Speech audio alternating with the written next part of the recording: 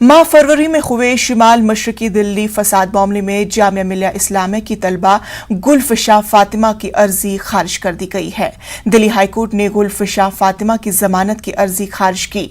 गुलफिशा फातिमा को यूएपीए के तहत गिरफ्तार किया गया था।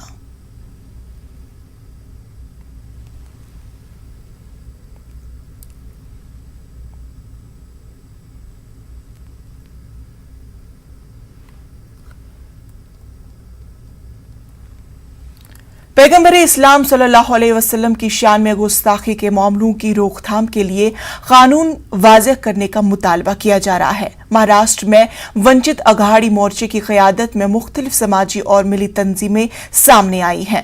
ज़राए के मुताबिक बिल का मुसवदा तैयार कर लिया गया है और इसे रियासती हुकूमत को सौंप दिया गया है।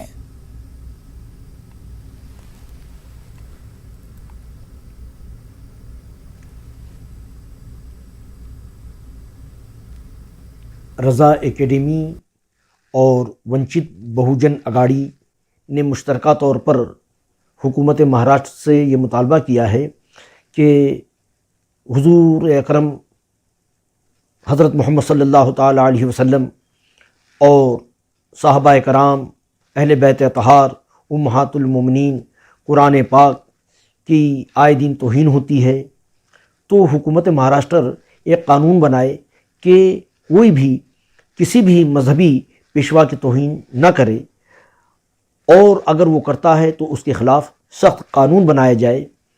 जो नॉन अवेलेबल हो उसकी सज़ा बढ़ाई जाए। अगर ये कानून बन जाता है तो उससे दो फ़ायदे होंगे कि पूरे मुल्क में इस किस्म के कानून बनेंगे हर सूबे में, और मरकज़ से भी हमारी गुजारिश है कि मरकज़ भी इस कानून को बनाए। ये कानून बनने से जो बदअमनी फैलती है, हज़ारों और लाखों लोगों की दिल आज़ारी होती है, तो वो नहीं होगी। अमन व अमान कायम रहेगा, झगड़ा लड़ाई फसाद नहीं होगा। हम उम्मीद करते हैं कि हमारे इस मुतालबे को हुकूमत महाराष्ट्र कबूल करेगी और ये कानून जल्द से जल्द बनाएगी। इज़हार राय की आज़ादी